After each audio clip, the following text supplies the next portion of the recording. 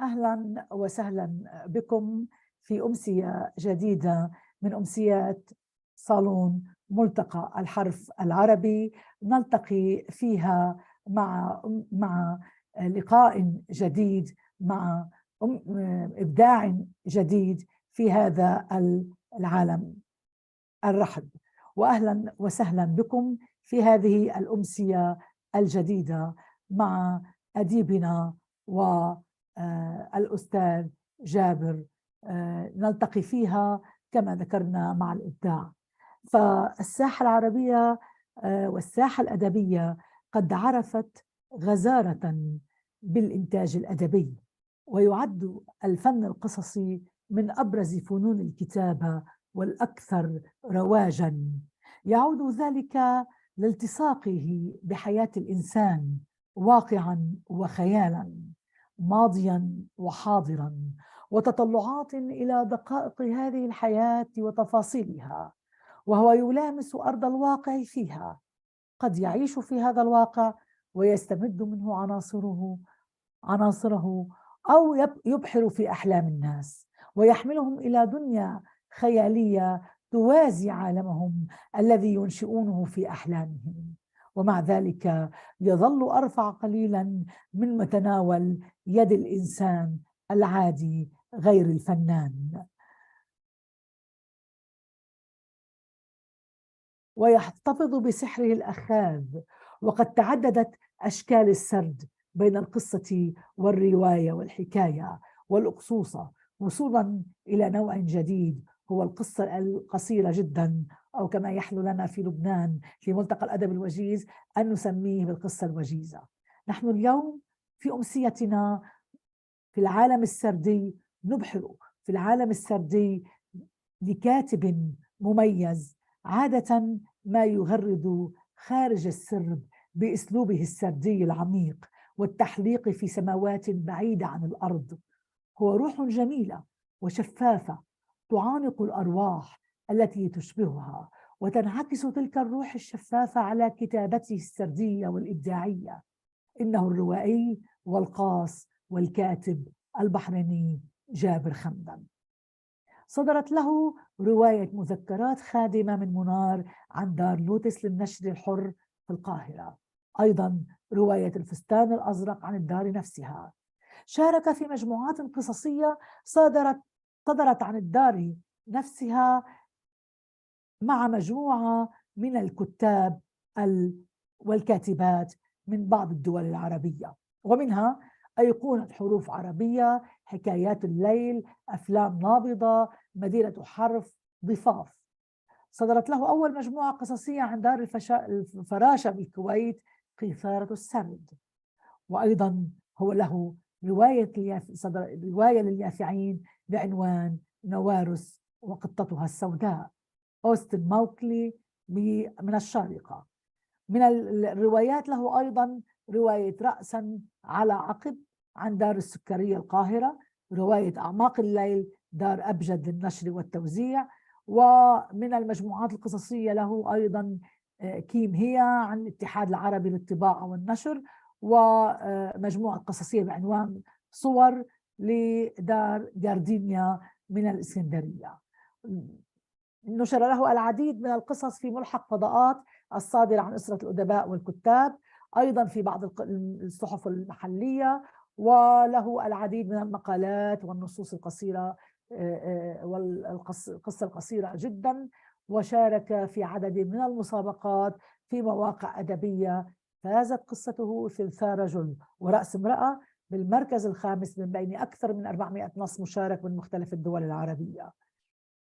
طبعا هي ضمن مجلة شجون وبرعاية دار الرافدين في بيروت.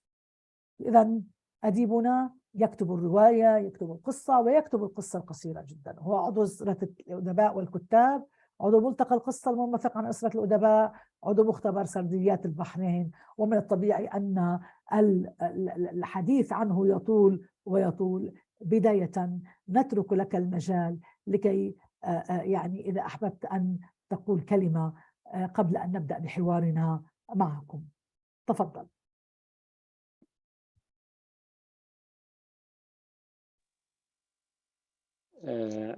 أحب بس أشكر الأستاذة فايزة على هذه الأمسية، لأن كانت الصراحة يعني أكثر شهور مرت كثيرة وهي تحاول أن تعقد هذه الأمسية، وأنا كنت يعني أتهرب الصراحة، لأن يعني ما أظهر واجد في الأمسيات الآن، حتى الأمسيات الحضورية شوي مشغول بظروف كتابية وظروف أخرى بعد. فوجدت نفسي أن يعني بعد ما في مجال بعد للتأخير، والجو الحين ممتاز، يعني تركنا فصل الصيف ودخلنا على الخريف، فإن شاء الله تكون هذه أمسية جميلة وخفيفة الظل على الجميع إن شاء الله. وشكرا أهلا لجميع الحاضرين. أهلا بك أستاذ جابر، أهلا بك دائما معنا في صالون ملتقى الحرف العربي. ربما تركنا الصيف ودخلنا إلى الشتاء، لكنه اليوم كان بالنسبة للأستاذة الفايزة هو يوم يعني عصيب. فاليوم بجدة كما نعرف بأن الأمطار كانت شديدة جدا، وحدث بعض الحوادث في ذلك. طبعا أكيد هي معنا، ولكن سيكون لها كلمة في ختام اللقاء. طبعا قبل أن نبدأ بحوارنا أنا أرحب بجميع الحاضرين. أهلا بالدكتور سعد التميمي، أهلا بالأستاذ حميد القائد، وأهلا بالأستاذ حسن علي، بزكية شبر، وأهلا بالدكتورة رائدة العامري. وبانتظار أيضا أن يبدأ الجميع بالدخول معنا في هذا اللقاء، والمتابعين أكيد للقائنا من خلال اليوتيوب لاحقا. بداية، ويعني وإن كنا قد عرفنا بكم يا أستاذ جابر وهذه السيرة الغنية الكبيرة، لكن أستطيع أن أسألك وأقول أنت ماذا تقول؟ من هو جابر خمدان؟ جابر خمدان مجرد قارئ، ويعني قضى ردح طويل من الزمن في القراءة، ثم تورط في الكتاب في سنوات متأخرة يعني، ودخل عوالم السرد فكأنه ضاع في غابة السرد. جميل، جميل أستاذ جابر. يعني قراءة، الغوص بالكتابة والغوص بعملية السرد، يعني هذا يعني بداية جميلة أن نصف أنفسنا بأننا قراء ومتابعين جيدا، وأيضا نغوص في عالم السرد وفي الكتابة ونغرق في هذه الكتابة. إذا بداية، من هي تلك التي وقفت ذات يوم أمامك وانتشلتك من ظلمات الجهل وسحبتك إلى الضفة الأخرى؟ هذه الحكاية من أيام المدرسة الابتدائية. هي طبعا أقصد أختي الكبيرة، مو الكبيرة الأولى، وإنما الأخت الثالثة.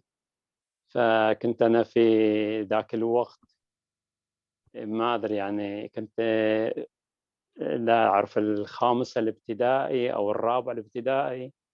فكرت أن أترك المدرسة، فكان عندي أقف عند يعني كان منزلنا القديم يواجه مدرسة الأطفال البنات الابتدائي بعد، فكان أنا عندي عربة أبيع فيها الحلويات وكذا، مال الشقلبة مال ذاك الزمان يعني. فضرب في راسي أن بس أنا هذه العربة بروح بوقف كل يوم الصبح عند مدرسة هذا لين الطالبات الأطفال، وببيع بس أبيع بسكويت وحلويات. فكانت هذه أختي يعني تدخلت ونصحتنا أن أرجع إلى المدرسة. أنت ما في مستقبل هذه الشغلة هذه. وكان بعد طبعا أنا كثير الغياب، يعني في الابتدائي كنت شقي، دائما أهرب من المدرسة، رغم أن يعني كنت يعني في اللغة العربية أو معظم يعني المواد ممتاز ويعرفون الأساتذة، ولكن ما أقعد يعني داخل الصف. عادةً كل أسبوع يلاقوني أنا متسلق السور وهارب من المدرسة.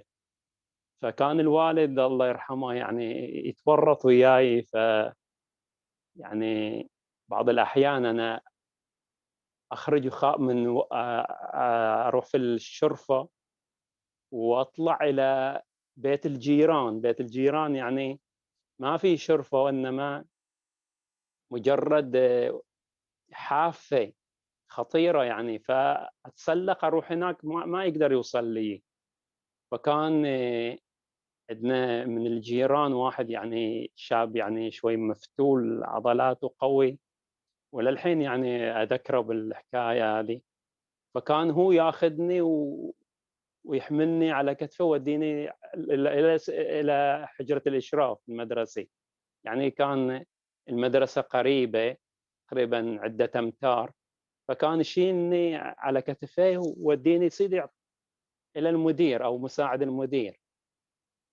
فيكون موقفي يعني كلش صعب إنه حامليني فالحمد لله يعني كان يعني لو مثلًا لولا هذا الجار يعني الطيب وهذه الأخت المثقفة يعني وقفت يعني ومنعتني من الاسترسال في هذا، وكان يعني ربما تضيع الدراسة وأضل يعني بدون شهادة وأسلك طرق ثانية.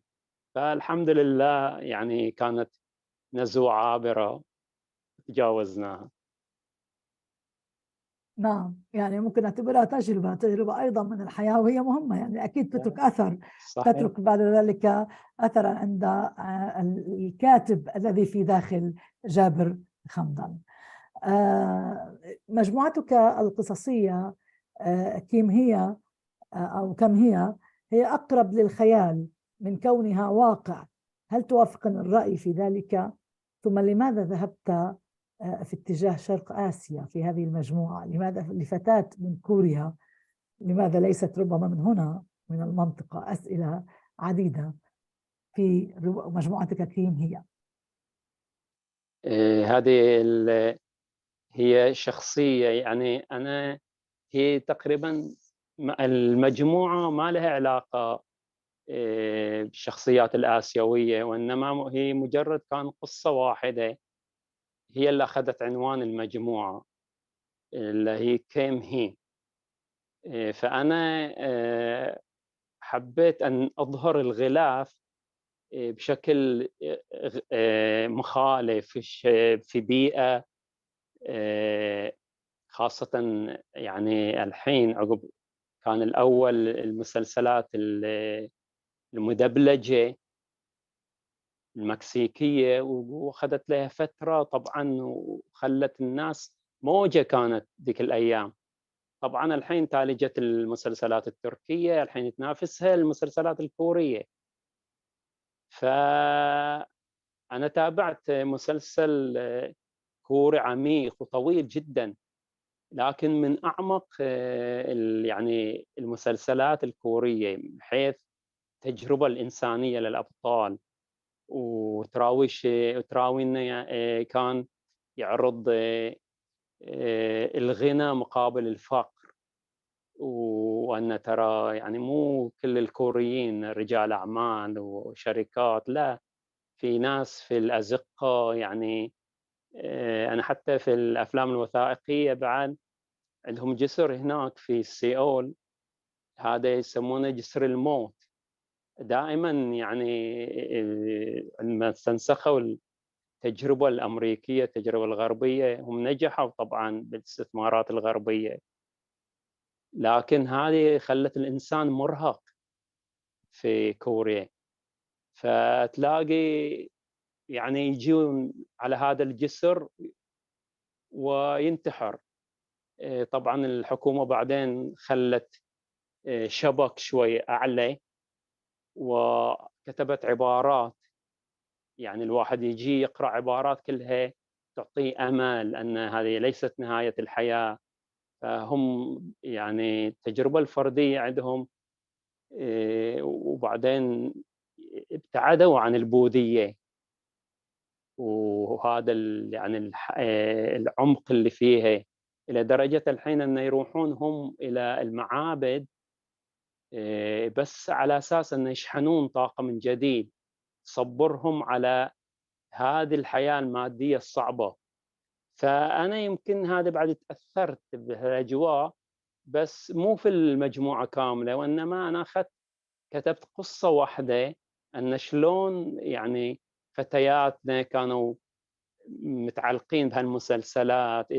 فقصة كيم هي فتاة تتعلق ببطلة المسلسل وتراسلها وتوجه لها دعوة بعدين أن هي تحضر إليه هنا، وبعدين تكتشف أن هذه كلها عصابة منظمة تتاجر في النساء، وهذا كل الدعوة اللي وصلتها مجرد يعني هذه على الفيسبوك وعلى يعني وسائل التواصل الاجتماعي، هذه كلها ما كان لها حقيقة.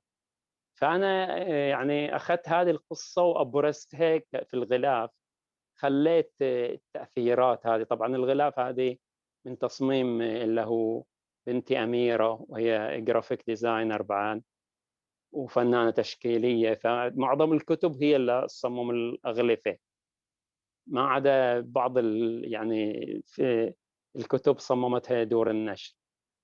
فكان أنا أبرز هذه الملامح، يعني حتى تشوفون أن الكتاب هو يعني كله خلفية في مدينة كورية وكلمات بالكورية، وحتى بعد داخل بعد يعني في الصفحة الأولى كان بعد موجود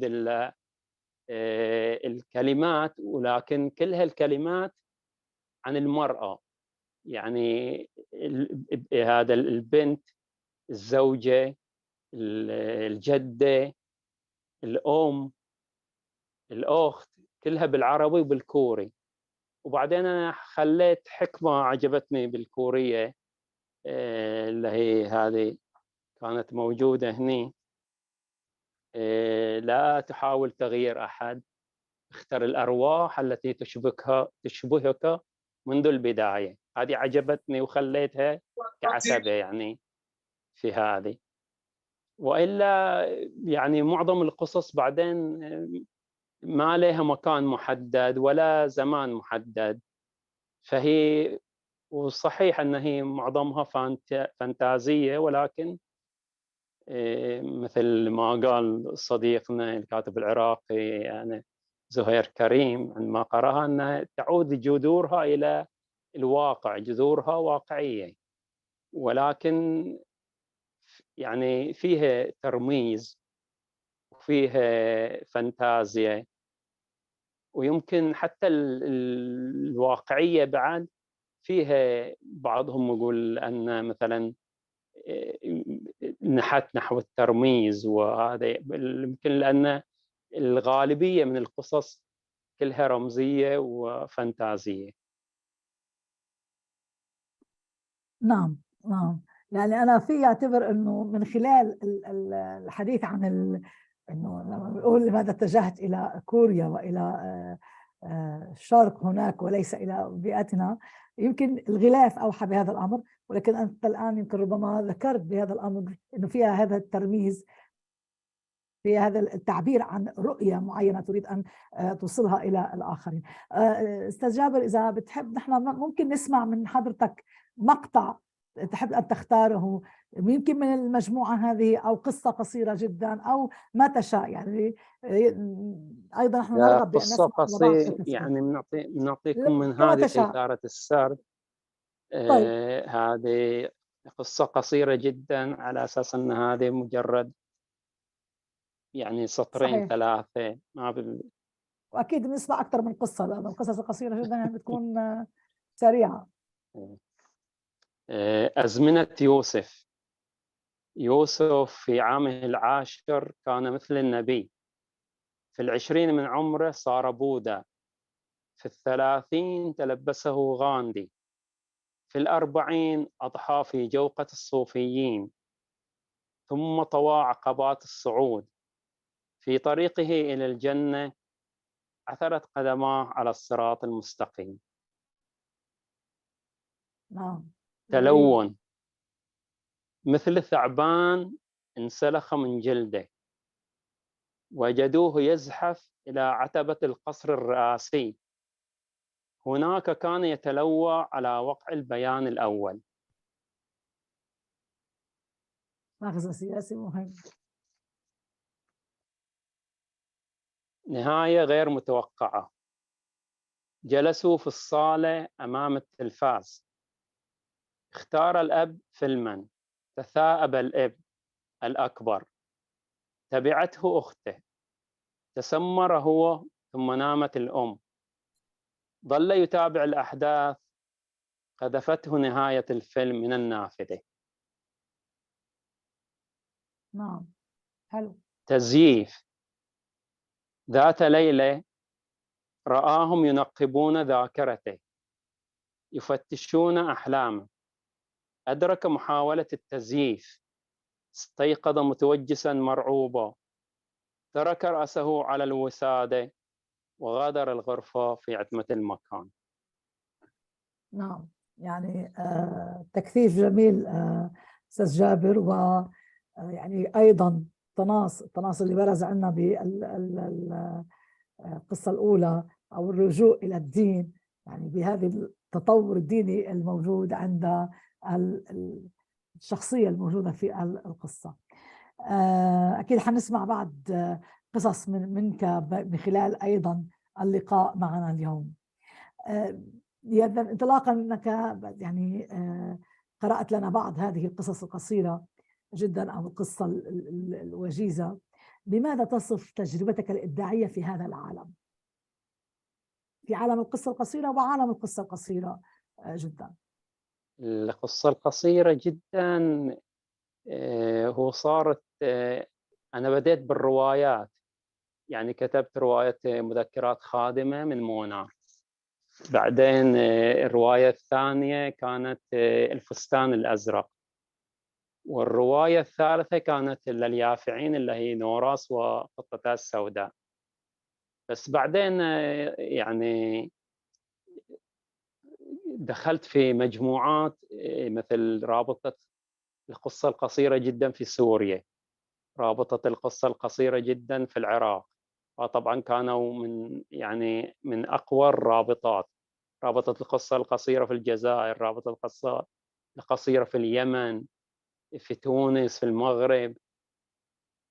وتعرفت على الأستاذ سعيد أبو نعسة، موجود عندكم في بعلبك، وهو شيخ أزهري لكنه أديب، ولديه الحين يعني بعض الروايات وبعض القصص. فكان يقول يعني أخبرني أنه يبحث عن كاتب بحريني يكتب القصة القصيرة جدا، ما وجد. ويمكن لأن في موجود عندنا احنا في البحرين، ولكن يمكن مو موجودة الكتب في على يعني النت PDF مو موجودة.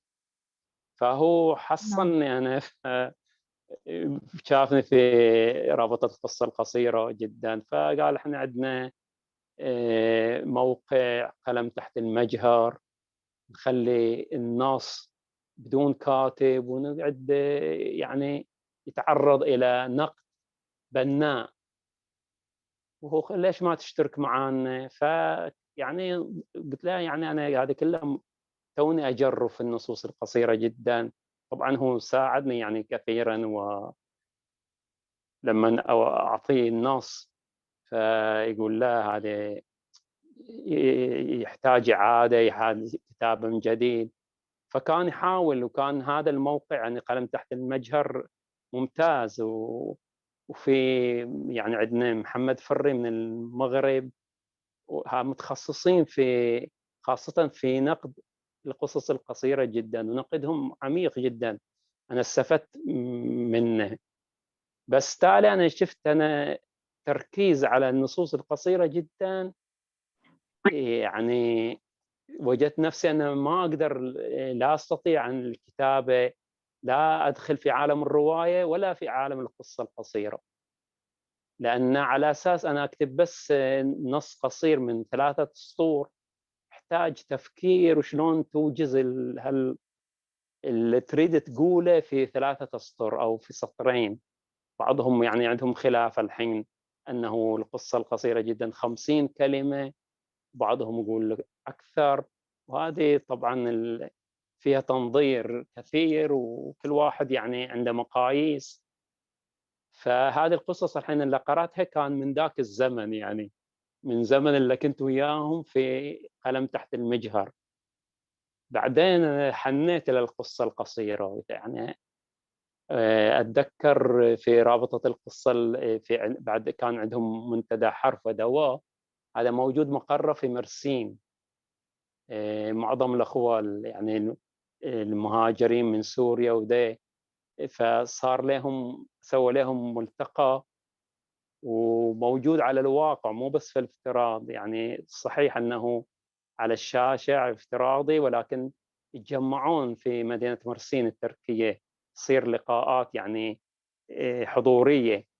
فكان هذا بعد أفادني أن يعني كلهم مختصين بالقصة القصيرة جدًا. يمكن هذا يعني خلال التأثير هذا أثّر عليّ ويعني أحببت هذا النوع من القصص. بس شُفت إنه بعدين أنا يعني أنا ما أقدر يعني ما يصير نفس ما يقولون 3 برتقالات في يعني كفّين، برتقالة، برتقالة، هم تمسكهم كلهم تبغى تمسك القصة والرواية والقصة القصيرة.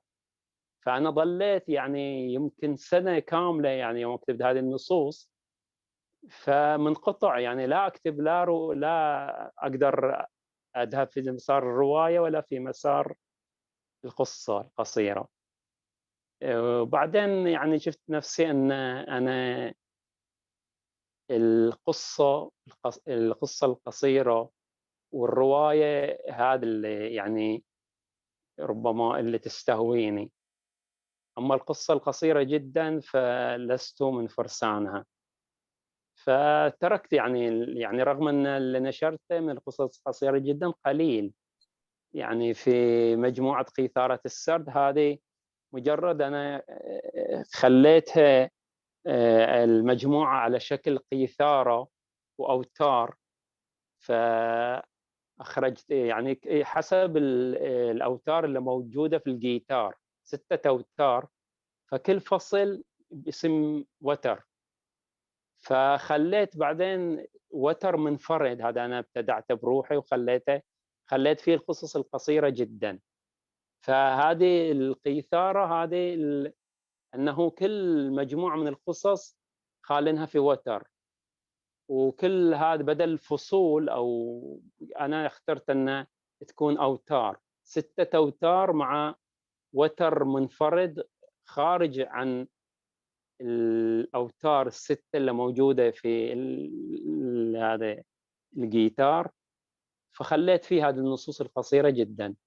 لكن باقي النصوص هذه يعني أكثر من موجودة هني، هذه طبعًا أنا ما نشرتها، لأن وتركت التركيز عليها وذهبت في يعني مسار القصة القصيرة القصة القصيرة والرواية. فكتبت بعدين اللي هو رأسًا على عقب، وبعدين أعماق الليل. طبعًا في أعماق الليل يعني خالفت التجربة تمامًا عن كل ما كتبته من قبل، فيعني من حيث نضج التجربة التقنيات اللي في الرواية يعني مختلفة. ف يعني إن شاء الله يعني أحاول تجريب بدون حدود، يعني في رواية أعماق الليل، وهذا صديقي دكتور مترجم عن الإنجليزية والروسية، فقال لي: "أنت جابر، أنت هذه الرواية ما فيها sequence، يعني أنت قاعد مني ومني وكذا، مو بيقصون عليك هذولين، لا يضحكون عليك الحداثيين وتروح وتاخذ هذا. لا شوف أنت دكتور، أنت قريت الأدب الروسي بلغته، وقريت في الإنجليزي وقريت كذا، بس اليوم لعبة الزمن بعد غير في السرد. يعني أنا جرّبت المسار التصاعدي يعني الأحداث هذه تترتب للين توصل إلى قمة الحدث. الحين أنا أجرّب أنا نوع غير. قال والله على هواك بعد إيش أسوي وياك أنا. هو متعوّد يعني على الكلاسيكيات، يعني الكبيرة الأدب الروسي، ف ومتعوّد على يعني كتب أيام الستينيات، السبعينيات، الروايات هذه فما يحب اللي هو طريقة التشظي، ولا طريقة اللي تخلّي الواحد يفكر يعني أنت الحين مرّة مودّينا في المستقبل ومرجعنا في الماضي وخالنا في الحاضر وكذا. فيقول أنا ما عجبتني، رغم أنه الرواية الأولى البعض قال أن هي يعني كتابة بسيطة وما فيها مفاجآت. عجبت يعني البعض لأن تتصاعد الأحداث لين توصل إلى النهاية المحزنة، الفاجعة. فهذه واضحة وما فيها تفكير، ما فيها كذا. فالمهم يعني أن إحنا هذا بعد الروائي بعد أو الكاتب شوي شوي بعد من خبرته وتجاربه، خاصة إذا أخذ يجرب، فكل مرة المفروض هذه بعد يعني أنا أشوف أن الكلام هذا صادق، أن وأستفيد منه أن تغيرت التجربة. يعني آخر رواية ليست مثل الرواية الأولى أو الرواية الثالثة طبيعي. أو الرابعة، صحيح. مختلفة. أكيد أكيد. فهذا يعني بعد مشجع. والرواية الأخيرة الحين هذه قد منها أنا إلى ملتقى ابن المقرب العيون في الدمام، وصلت إلى القائمة القصيرة من بين 80 رواية، وهي مسارات الصعد. هذه بعد تجربة مختلفة تمامًا عن أعماق الليل. إذا كانت هذه أعماق الليل متشظية في أحداثها، هذه لا، هذه كلها فانتازيا من أولها إلى آخرها. فبعد تجربة يعني مختلفة تمامًا عن الكتاب السابق أو الرواية السابقة. نعم. يعني جميل هذا الانتقال من القصة إلى القصة القصيرة جدا، العودة إلى الرواية. صحيح. كمان أنت حديثك عن الكاتب سعيد أبو نعسة، وهو يعني فلسطيني مقيم بلبنان في بعلبك. فيمكن هذا من خلال أيضا بعض الأمور اللي أخبرتني يعني حديثك الآن، يمكن تطرقت إلى يعني إنه الإنسان ممكن يتكون لديه يعني عملية النضج، في النضج السردي في عالم الكتابة. فهناك أكيد عوامل تسهم في هذا النضج، يمكن أنت أشرت إلها بكلامك الآن بحديثك عن يمكن الأدب الروسي. فإذا أردنا أن نسأل ما هي العوامل التي أسهمت في نضجك السردي في الكتابة والأدب، وما الذي يميز تجربة جابر خمدان في عالمه السردي دون غيره من المبدعين البحرينيين؟ والله بالنسبة للتميز يعني أنا ما أدعيه، وإنما هذا متروك للقارئ.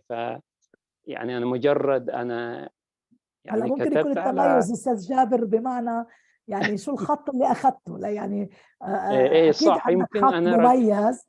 نعم. يمكن أنا ركزت واجد على العجائبية في السرد، بدايةً يعني في المجموعات القصصية حتى في قيثارة السرد فيها واقعي وفيها آآ فانتازي، مثل ثلثاء رجل ورأس امرأة. هذه يعني شيء يعني فانتازي، شلون إنه من العنوان ثلثاء رجل ورأس امرأة ما تركب يعني.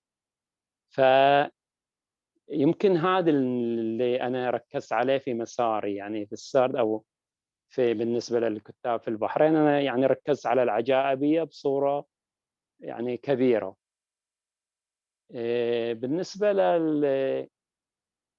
عملية تكوين الكاتب، أو بالنسبة لي أنا أنا أتذكر أول قصة كتبتها كانت قصة للأطفال، وكنت أنا في المدرسة، فكان أنا آخذ دفتر لأن ما أعرف أرسم، فكنت آخذ الصور صور حيوانات، أقطعها هذه الصور من المجلة وأحطها في هذا الدفتر، وبعدين أبدأ في سرد قصة على هذه الحيوانات اللي أنا أخذتها ويعني اقتطعتها من المجلة. فصار عندي يعني كأنها قصة مصورة بسيطة، يعني نفس مال قصص الأطفال، يعني مال سن 5 سنوات 6 سنوات في هالحدود. ومع الأسف أنا هذا أول يمكن شيء كتبته في حياتي، وطبعًا أعطيتها إلى أحد الأصدقاء وضاعت، يعني كان أتلفها هو. أنا بعدين أتذكر في طفولتي أنه بعدين ما رجعها، يعني بعد شهر شهرين بالتالي اكتشفت أنه أضاعها. فهذه كان يعني من الذكريات. بعدين يعني كنا يعني أنا استفدت من 3 مدرسين كانوا في المرحلة الابتدائية. كان عندنا مدرس في الصف الخامس، فأول ما يعني صرنا هناك قام خلق عندنا مفهوم المكتبة. يعني أخذ لنا، يعني سوى مكتبة خشبية مجرد يعني رفوف، وقال أن كل واحد طالب يجي يجيب من القصص الموجودة عنده نخليها هني علشان نتشارك إحنا في القراءة. إحنا عاد في الابتدائي كان ذيك الأيام هذه القصص المصورة، مثل الأرنب الحكيم، حداء الطنبوري، حمار جحا، وهذه القصص يعني البسيطة يعني. فكنت أنا أتذكر أن حضرت من مجموعة قصصي، يعني 3 4 قصص وخليتهم هناك في المكتبة. فهذا كان شجعني على القراءة في ذاك العمر، وشجعني على القصص هذه البسيطة.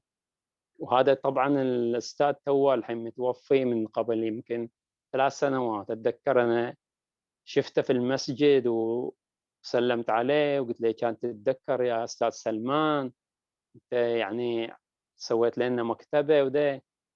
قال: "يعني يا ولدي أنا ما أتذكر الحين." يعني ربى أجيال هو طبعًا، فما يتذكر شيء. وكان في بعد اللي صادف بعد أنه حصلنا على يعني في تجربة الصف الثالث الابتدائي، كان المدرس نفس الحكواتي هذا، كان دائمًا آآ يقص علينا قصص كلها عجائبية.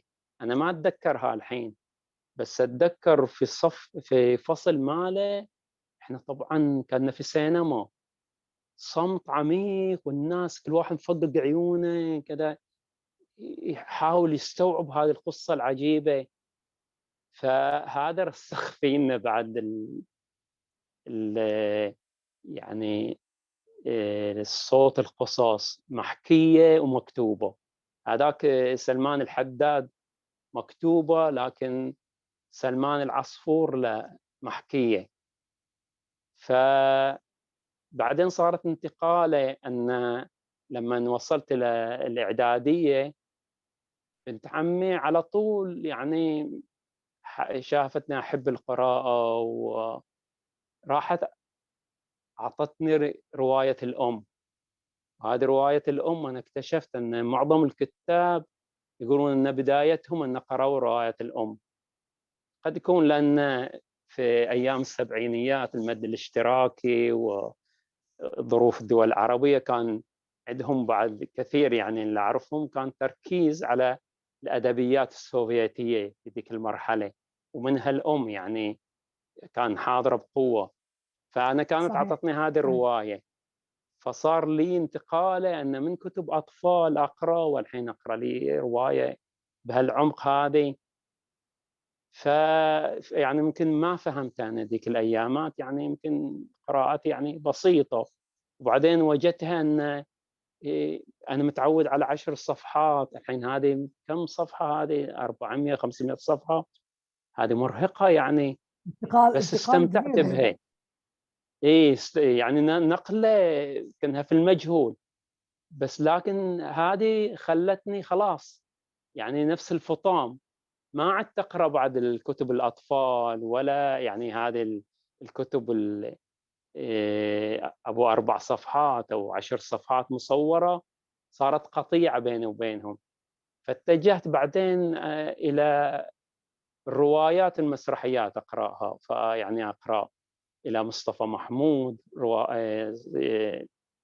مسرحياته، روايات مثل بيرباك، الأرض الطيبة، أو إلى قصة مدينتين، فوجدت نفسي أن كله في عالم الروايات، روايات عربية، روايات مترجمة، فحسيت أن خلاص، أن بعد لا عودة إلى هذا إلا الروايات مال الأطفال أو القصص يعني المترجمة اللي هي عميقة، تتكلمين عن 500 600 صفحة، مثل حكايات القط الجاثم، هذه مترجمة في سوريا عن الفرنسية، كانت ممتعة ولها مغزى عميق، مختلف عن اللي قرأته في الطفولة، حمار جحا وحداء الطنبوري وأشياء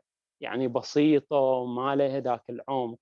هذا لا يعني، رغم أنها هي يمكن يستمتع بها الأطفال، يمكن يقرونها الكبار يعني، وهذا اللي خلّاه يمكن ولد فكرة بعدين أن لمّا نكتب نوراس قطتها السوداء أن كلها مغامرات تصلح للكبار وللصغار.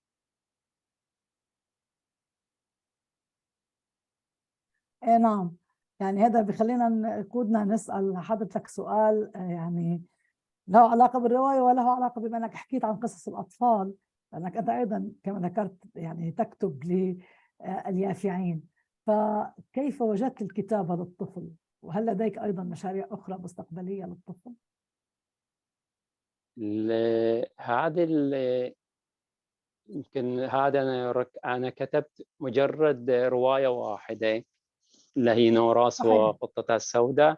وأنا يعني أحسب نفسي أنه مو محسوب على كتاب اليافعين، لأن هذا صعب الكتابة، وهذه كانت مغامرة يعني دخلت فيها، ولا أدري يعني أن هي نجحت ما نجحت، هذا بعد العلم عند القراء، يعني اللي قرأوا الرواية يشوفون أنه يعني هل وصلت إلى المستوى يعني يمكن أن تقال عنها تجربة يعني مميزة أم لا، بس كانت هذه كلها من تأثيرات الطفولة يعني، أن أردت أن أنسن هذه القطة السوداء وأدخل في عوالم سحرية وغير واقعية، فاستمتعت أنا الصراحة بكتابة هذه الرواية، بس ما عدتها يعني الحين الحين يعني طول هالسنوات هذه لم أستطع حتى كتابة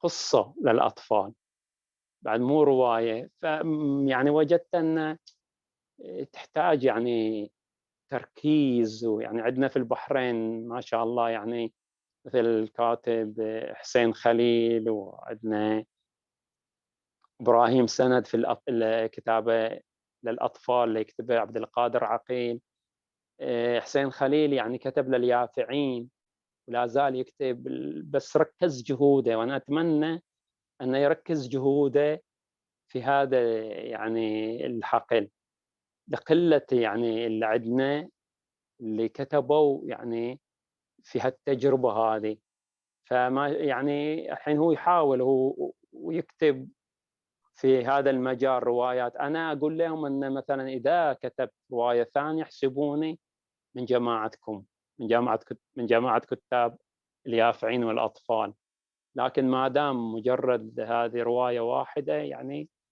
لا تدخلني في هذا المجال. أي نعم، هي فعليا الكتابة للأطفال يعني ليس بالسهل أكيد.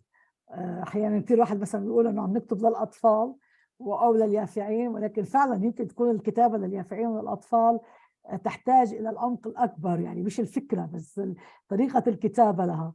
هلا طالما كتبت رواية، يعني أعتقد إنه رواية يمكن أن تكون وصلت للطفل اليافع، وبانتظار إن شاء الله على أمل أن يكون لديك يعني أكيد تجارب أخرى من الكتابة للأطفال ولليافعين.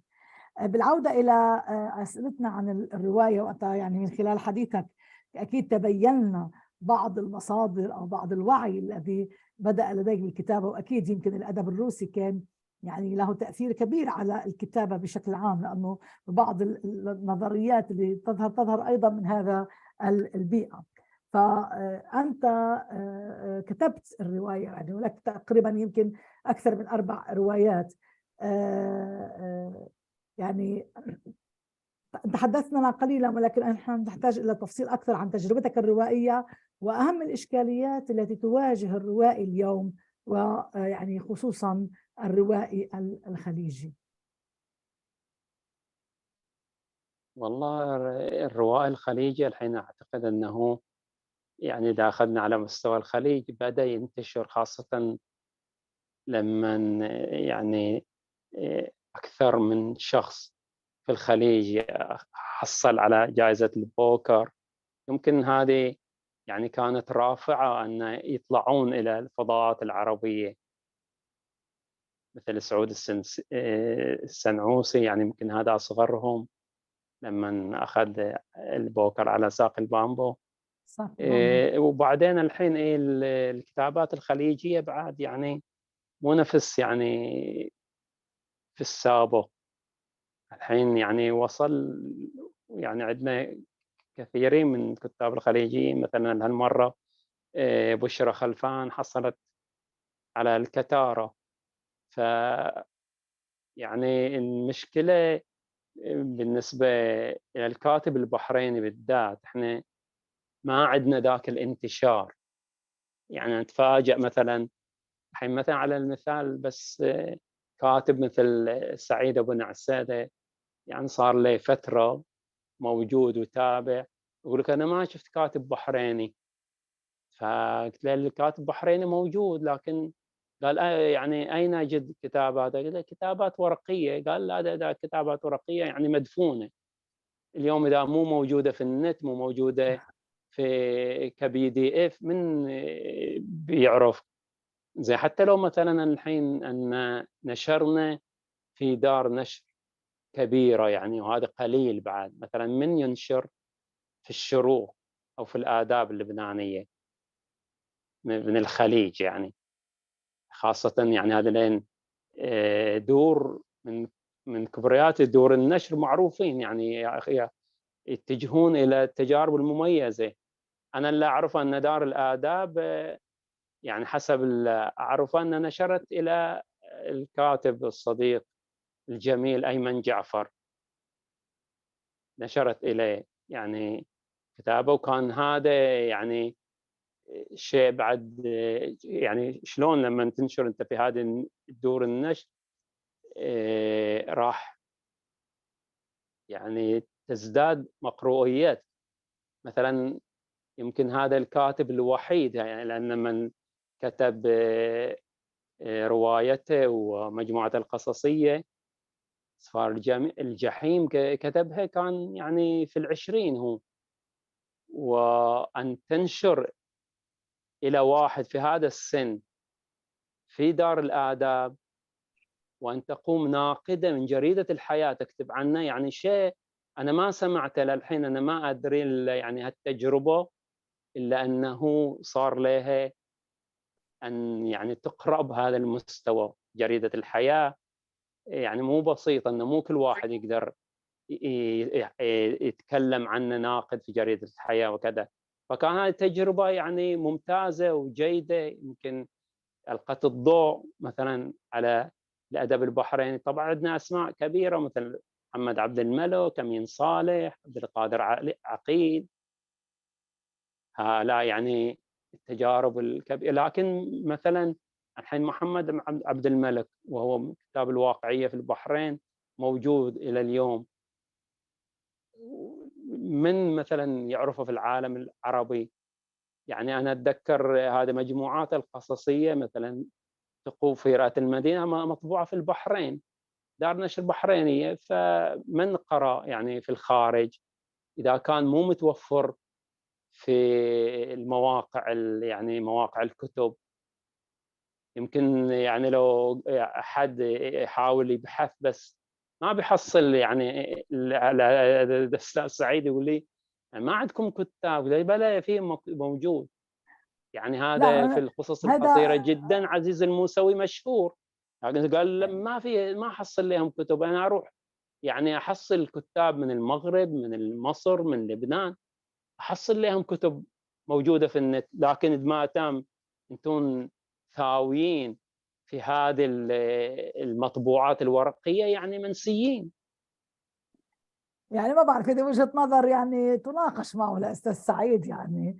ويعني خلّيني أقول لك يمكن يعني صحيح أحيانًا الترويج والتواصل بحاجة إن يكون، يمكن نحن هلأ شوي العالم كمان الافتراضي ساعدنا، هلأ مش من الضرورة إنه يوصلنا النتاج أيضًا عبر إلكترونيًا، لكن أكيد أنا بالنسبة إلي باحب العالم الورقي يعني.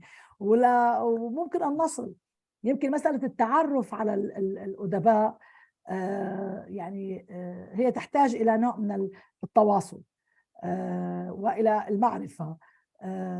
يمكن قليل مثلًا ما نسمع عن الكُتّاب، ولكن الآن بسبب يمكن وجود الجوائز اللي عم بتكون موجودة، ال ال هذه سمحت إنه شوي يكون معنا اختلاط معرفي بين الأدباء بين الوطن العربي، ما عادش دايمًا بس يعني بلاد الشام أو مصر هي الأسماء المشهورة في تلك المنطقة.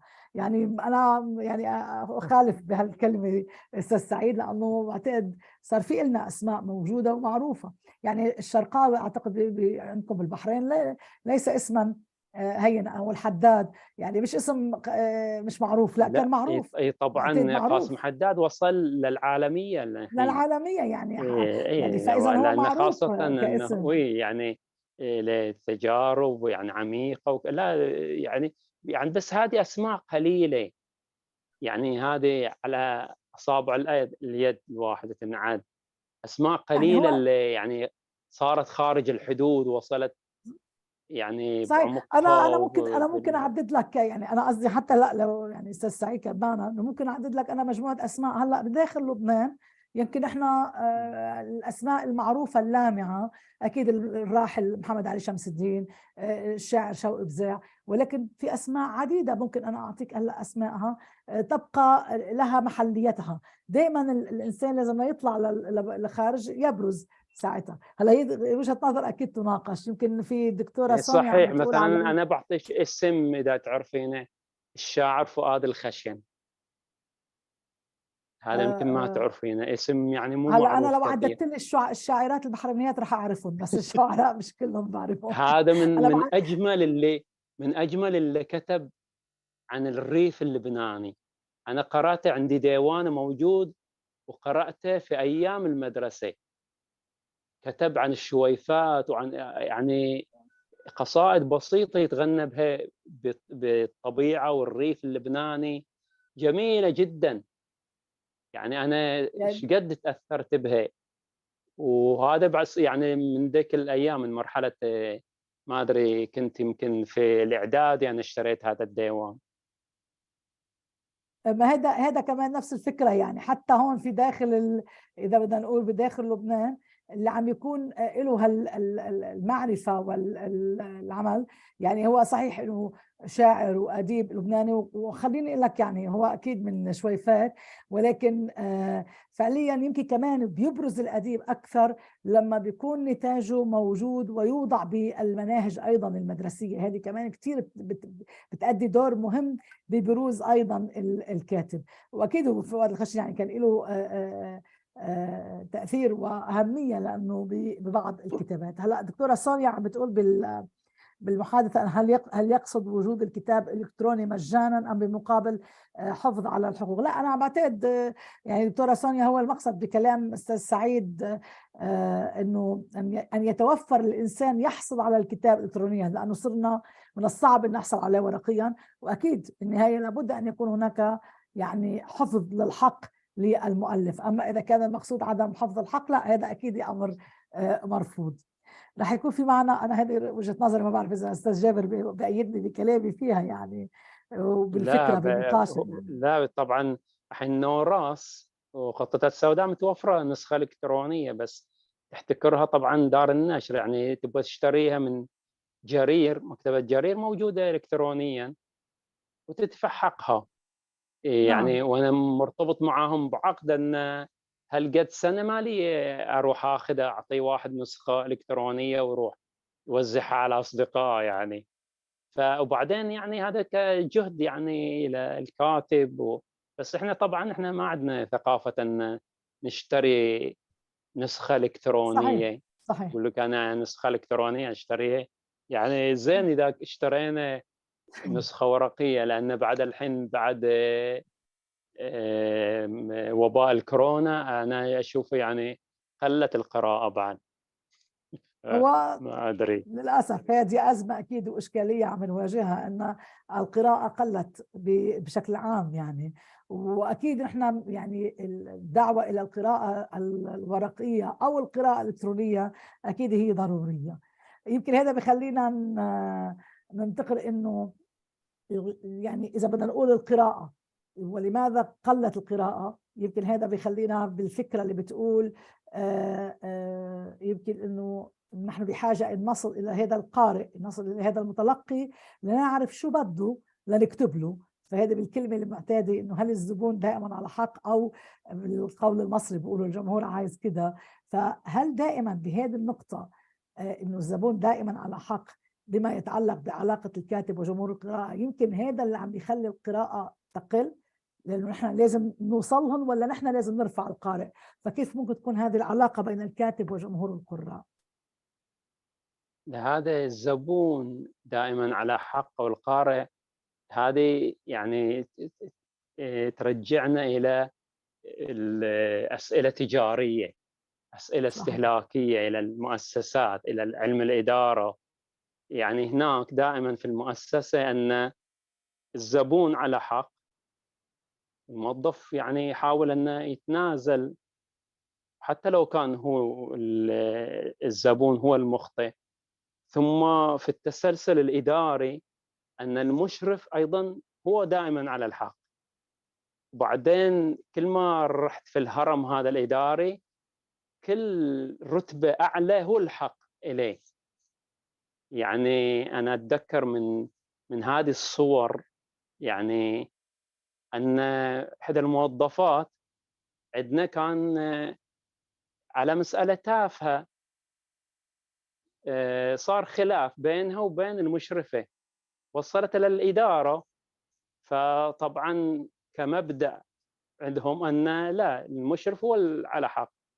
يعني تم فصل هذه الموظفة بسبب أن يعني ما وصلوا لحل بينهم.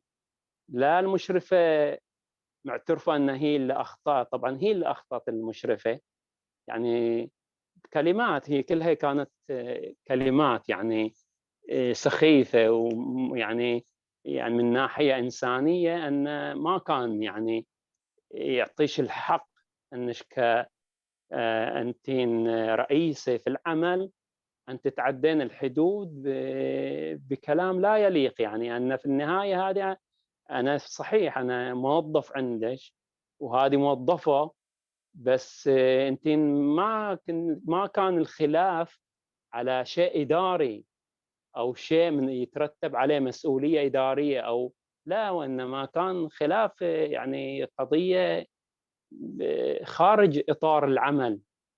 فما لش يعني هني تنتهي الصلاحية وينتهي التمثيل الإداري المتسلسل.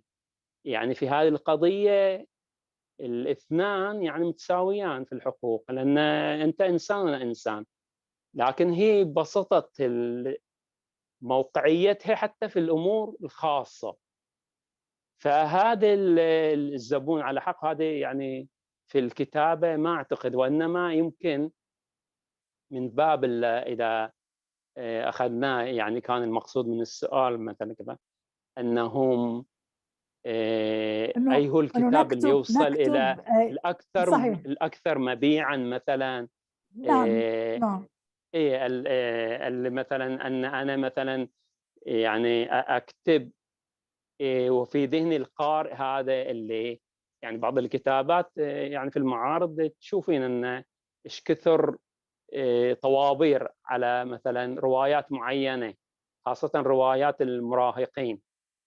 فهذه بعد إشكالية، يعني أن الكاتب هل هو يضحي أو يتنازل مثلًا عن أفكاره على أساس الشهرة مثلًا. فما أعتقد يعني الكاتب الجاد بعد حتى لو حاول أنه راح أنه مثلًا على أساس أنه يستقطب ذي الفئة، هو راح يجد نفسه أنه لا يستطيع أن الكتابة لهذه الفئة. طبعًا مو استخفافًا بهذه الفئة، لكن من عندنا الحين مثلًا يكتب لهذه الفئة كتابة عميقة. يعني إحنا نقرأ الحين في الأدب المترجم كتاباته عقب ما تقرأ الكتاب تقول هذه كتابة بسيطة، لكن هذا الكتاب تُرجم إلى مثلًا 50 لغة في العالم، وهذا وراء يعني السطح البسيط وراء أعماق وأعماق. يعني مو بهالسذاجة ولا أما مثلًا أن يعني كاتب يجرب مثلًا يكتب إلى قراء معينين، بعدين مثلًا أن واحد يقول له والله إذا أنك أنت أردت مثلًا أن ترضي هذه الشريحة فعليك التنازل عن أسلوبك وعن كذا. ما أعتقد أنه من يعني بهالطريقة الكتابة، لأن اللي أعرفه أن مثلًا حتى هذه دور النشر، يعني تقبل كتب مثلًا معينة، ما تقبل مثلًا نشر كتابات عميقة. والسبب أن مو هذا أنه هذا وإنما هي جمهورها هذه ثقافته. فلمن تطرح عليه مثلًا رواية فيها شوي عمق أو فيها مثلًا فلسفة، فيها رمزية، فيها خيال، وفيها سياسة، يعني يرفضها، مو لأن المستوى هابط والله كذا، والّا يقول لك أن مثلًا أن هذه أنا مو من النوع اللي أقدر أبيعه في السوق. فواجد نعم مثلًا أعرف أن بعض الكتاب يعني رفضت هذه أعمالهم بسبب أنه يقول لك أن هذه حق المثقفين، هذه تعطيها نقاد يستانسون، تعطيها دكتور الدرية تستانس بهذه الرواية، لكن تعطيها هذا الفئة اللي إحنا نبيع لهم، هذا يعني ما راح يشترون هذه الرواية. أو أن صحيح. هذه الرواية أنت يعني مشكلة هذه ما بتحصل عليها تصريح من الرقابة. وبعدين أنا إذا يعني ما حصلت تصريح في بلدي باروح أنا أجيب لها رقم إيداع من مثلًا بلد ثاني، في النهاية أنا ما أقدر أسوقها في كذا دولة.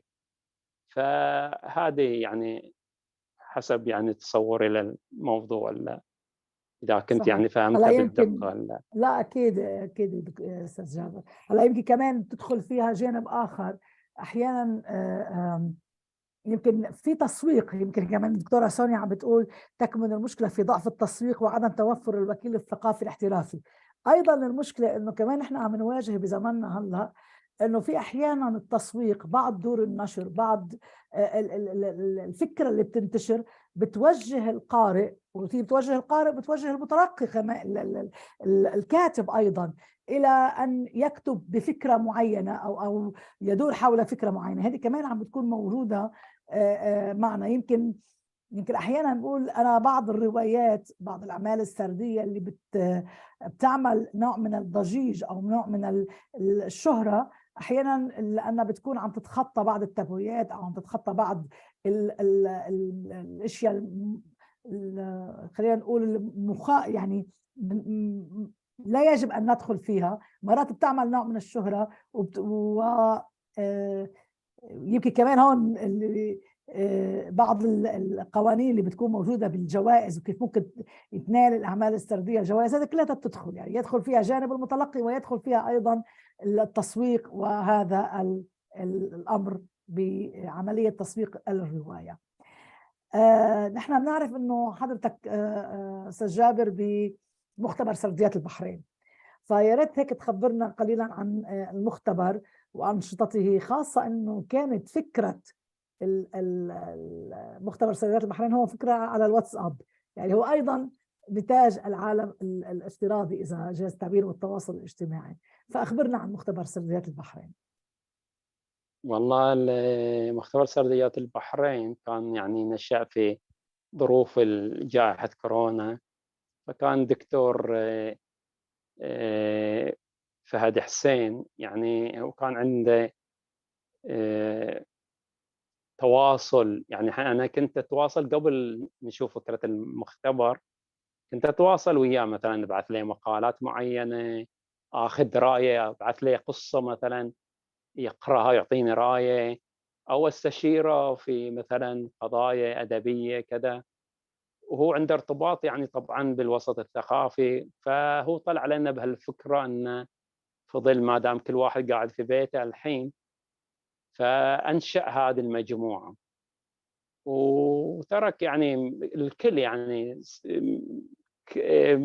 معظم اللي كان يعني يعرفهم خلاهم في هذه المجموعة، وبعدين تشوف يعني كل واحد ترك له الخيار أنه يبقى في هذه المجموعة أم أنه يعني البعض يعني وجدوا نفسهم أن موجودين أسمائهم في هذه المجموعة.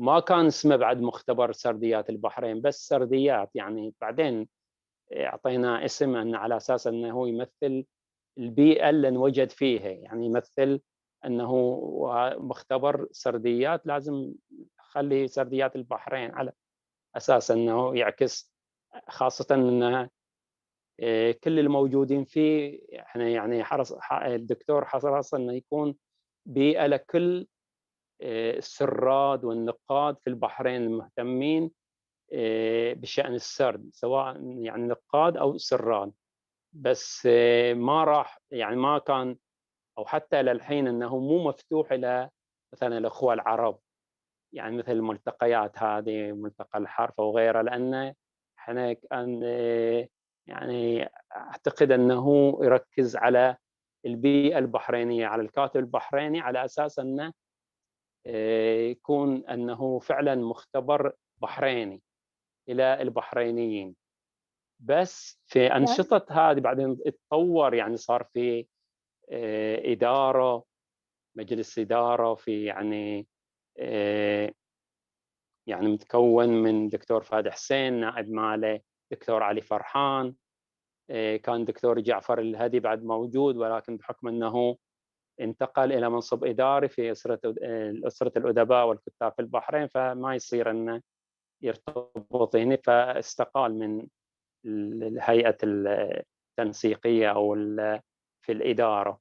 وعندنا أيمن جعفر، الكاتب أيمن جعفر، هو طبعا هذا روائي وفنان تشكيلي وخطاط، فيعني معظم الشهادات اللي نوزعها مو شهادات ناخذها كوبي من النت ونكتب عليها الاسم، لا، وانما هو جهد حقيقي، يعني بجهود هذا الفنان والكاتب ايمن جعفر، يعني هو اللي صمم الشعار، وكل موجود هذا اللوجو وهالشغلات هذه، يقوم يعني بعمل شاق مضني، انه يقوم بخط الاسماء يدويا، خط الاسماء، ويعني الشهاده يعني كانها على مستوى، يعني تقولين هذه صادره كان من هيئه قصور الثقافه في مصر، والله شيء يعني شيء على مستوى عال من الحرفنه والاحتراف والجهد يعني المبذول. فنشأت هذه، وبعدين بس احنا انتقلنا يعني إلى استضافة، يعني في الاستضافات هذه مو مقصورة على الكتاب البحرينيين، فاستضفنا يعني من دول عربية كثيرة ما شاء الله كتاب، مثلًا أنطوان سنان العراقي المهاجر في أمريكا صار إليه يعني استضفناه في سرديات البحرين، استضفنا حتى حجي جابر هذا الأريتري، استضفنا من مصر، من يعني على مستوى البرامج، الندوات الثقافية هذه استقطبنا من جميع الدول، وعندنا جاي في إن شاء الله في ديسمبر عندنا مع بعد الدكتورة زهور كرام من المغرب، المغرب. فيعني يعني ولو أنه محصور في الكتاب البحرينيين ورافد ومنصة ثقافية وحتى مكان يعني إحنا التقينا فيه والكثير منا عمّق يعني اتصالاته مع الموجودين، يعني هذا صار يمكن منصة جمعتنا، جمعت اهم. الكثير من الكتاب البحرينيين، عرّفتهم على بعض، عرّفت الكاتب البحريني على النقاد الموجودين في الساحة، فمنهم الحين حسن الجعفر موجود عندنا، هذا أحد يعني اللي إمم. تعرّفنا عليه خلال هذا التجمُّع يعني طيب، هذه أنا هون المنصة. أستاذ جابر، يعني يعني حضرتك قلت مختبر السرديات في البحرين، بس مش من الضرورة يعني إنه يكون محصور في البحرين. أنا مثلًا أنا باعرف في مختبرات السرديات في الإسكندرية، اللي هو الأستاذ منير عتيبة بيتواصل مع كل الوطن العربي. أيضًا مثلًا مختبر السرديات في واسط، جامعة واسط بالعراق، في عندنا كمان مختبر السرديات بالكويت، وممكن يكون في عندنا نوع من التواصل. يمكن مثلًا عندنا بلبنان ملتقى الأدب الوجيز، كمان هو في لبنان، ولكن أكيد ممكن يكون في عندنا نوع من التواصل مع الجميع. يمكن هون خليني بدي أرجع أربط بكلام اللي كنا عم نحكي عنه قبل قليل. يمكن هذا اللي بيخلينا نتعرف كمان، يعني انتم لما بيكون في عندكم لقاءات وتكون موجوده، فاذا ممكن من خلال هذه اللقاءات انه احنا نعمل تعريف بالكتاب بالبحرين. ويمكن انا اذا مش غلطانه انا حضرت لقاء او لقاءين لمختبر السرديات في البحرين، اللي هو طبعا اكيد عبر الزوم. أكيد بنتمنى إنه يكون استمرارية وتألق ونجاح دائما للمختبر ولحضرتك. نحن أكيد بدنا نسمع بعد، نرجع قصة من حضرتك أو مجموعة قصص، بس خليني أسألك السؤال الأخير، إنه إلى ماذا تطمح من خلال الكتابة؟ والله أطمح إلى يعني عرض بعض الأفكار أو مثلًا توصيل هذه رؤيتي في مواضيع كثيرة من خلال الرواية، يعني أنا الحين أشتغل على رواية بعد فانتازية بعد، فيها عدة موضوعات يعني مرتبطة بعالم اليوم، يعني التجارة في البشر، آآ الأسلحة، قضايا اللي تأثّر، يعني من هو كان مثلًا إنه يتوقع مثلًا أن أزمة بين روسيا وأوكرانيا راح تأثّر على الجميع، ما يعني إلى درجة أنه يتحسّسها كل شخص فقير والّا غني، أنه أول ما بيروح يعني يشتري مثلًا آآ زجاجة زيت والّا يعني صفيحة زيت، يشوف الفرق ما بين قبل عدة شهور وما بين الوضع الحين. يعني يمكن هذا التأثير مالها يعني الكل لمسه، كأنها جائحة، إلى مثلًا أن هي تأثّر في سلسلة توريد، ودخلنا يعني هذه نفسها هي بعد الأزمة يعني جرّتنا إلى مصطلحات جديدة، من هو كان مثلًا يعرف سلسلة التوريد، يعني مو كل واحد مثلًا إنه منتبه إن سلاسل الشحن وسلسلة التوريد وشلون هذه صار أزمة في الشحن. الحين مثلًا الورق تضاعف الحين 4 مرات، الورق هذا صحيح، للكتب اللي صحيح، على أساس الورق. يطبعون 4 وبعد رايح. زين الشحن، يعني هذه أول رواية أنا شحنتها الكيلو بدولار، الحين هذه المجموعة اللي ما وصلت يعني بسبب خلاف بيني وبين شركة الشحن، تصوري أن من الدولار صار الحين شركة الشحن نفسها، هذه شركة الشحن تطلب $25 إلى الكيلو الواحد. يعني هذا يرد يعيدنا إلى شلون مو صارت أن قرية عالمية بعد على قولة يعني أستاذ طالب الرفاعي، أن هي اللحظة العالمية مو القرية العالمية الحين، نعيش جو اللحظة العالمية. فأنا في يعني الرواية قاعد مثلا أحاول أن أدمج كل هذه الرؤية اللي هو أن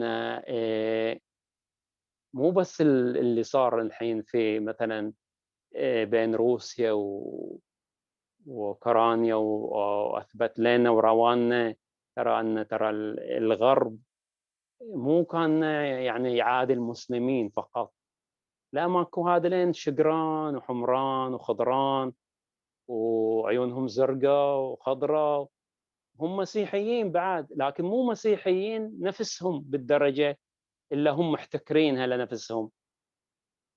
ومو بعد يعني الحين يعني أحاول أنا في أسلوب فانتازي، يعني ما أريد أحرق الرواية لأن قاعد أشتغل عليها، أن أخلي كل المواضيع هذه مواضيع يعني أبعد من الوطن، أبعد من حدود الوطن، لكن في النهاية هي ترجع إلى الوطن، لأن كل الوطأة هذه هي منشأها من هنا. مثلا في المستقبل وش بصير في بحر الصين الجنوبي، وهذه الاحتفالات. يعني أنا أتذكر كنت في السفر وكتبت قصة وما نشرتها، كنت أتنبأ فيها أن البحر الأسود بيلتهب، هذه قبل لا تصير حرب روسيا مع أوكرانيا.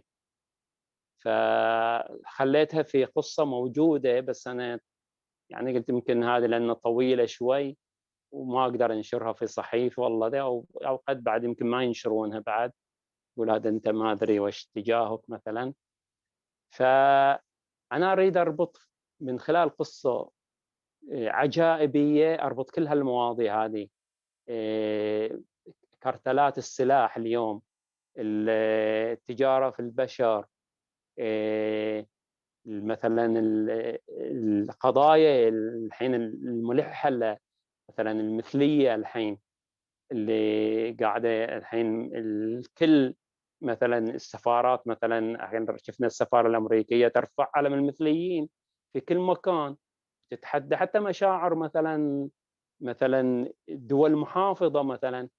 فهذه كلها يعني تطرح قضايا يعني جوهرية وقضايا عميقة الحين. فشلون تتوصل أفكار يعني مختلفة عن عن كل هذه القضايا، القضايا كبيرة لكن مي بعيدة هي، لأن هي في النهاية هذه كل هالقضايا هذه تأثر عليك، يعني تأثر على أقل شيء على مثلا الخبز اللي تاكله أنت. فهذه صحيح كلها صحيح. لها ارتباطات متشعبة. فأنا يعني هذه ما تقدر تجيبها إلا بأسلوب عجائبي، بحيث أن تخلي تسربل أفكارك هذه وتعطي هالشخصيات توزعها عليه وتخلق أجواء يعني فيها شوي. أنا في لحظة من اللحظات قلت أن العجائب إلى العجائب، لكن الحين صار لا، أنه صدق أنه يمكن أن نستخدم هذا العجائبي كقناع، أو يعني قد تمرر رسائل بطريقة مشوقة غير جامدة، قوالب يعني تخلي الواحد يقرأ ويضحك وهو يعرف بعدين صحيح. الرسالة هذه ويندمج فيها. يمكن أنت ذكرت أستاذ جابر بما يتعلق بالمثلية، يمكن صحيح، وهذه يمكن الفكرة بتأيد الكلام اللي أنا يعني الفكرة اللي أنا قبل قليل كنت عم بقولها، إنه حتى هذا يعني توزيع أو نشر هذه الأفكار على مستوى العالم، هذه كمان بتدفع يعني بتقيد الكاتب والمتلقي إنه هي الفكرة اللي لازم نحن نحكي فيها. وهذه يمكن اللي عم نعيش نحن عولمة بكل الجوانب، إذا كان في عولمة اقتصادية أو عولمة تجارية أو عولمة سياسية. الآن للأسف الرهان الأكبر هي على العولمة الثقافية اللي عم تكون موجودة، وإنه قديش ممكن نحن نقدر نحرص على هويتنا في مواجهة هذه الهيمنة العالمية بالثقافي. نحن أكيد حابين نسمع قصة، حنخليك تحضر قصة نسمعها منك، بس أكيد في عنا تعليق من الأستاذة فايزة، بتحب تدخل معنا بتعليق، بتكون حضرتك أكيد يعني نسمع منك قصة بعد قليل، لأنه كمان. تفضل أستاذة فايزة. يسعد مساء الجميع، يسعد مساءك أديبنا الرائع الرائي جابر حمدان وجميع الضيوف. طبعا أنا آسفة اليوم لأني تعرضت لموقف صعب، أنه جدة غرقت وغرقنا معها، وكنا سوف نذهب إلى عالم الغيب. ما علينا. عموما كان المفترض أن يكون معنا اليوم جعفر الهدي، لكنه لا أعرف لماذا غاب. حاولت الاتصال به، أيضا جواله مغلق، لا نعرف. هو موجود في معرض الكويت للكتابة الحين، هو موجود. نعم، لكنه قال لي سوف أحضر. لا أعرف. يمكن غرق في عالم الكتب أستاذة فايزة هونيك. ربما. عموما نبقى في هذا الأديب الرائع جابر حمدان.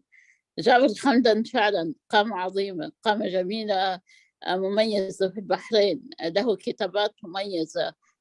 كتاباته له أيضا نقاط، يعرف كيف يتصيد الأفكار. الآن كان يتحدث عن المثلية.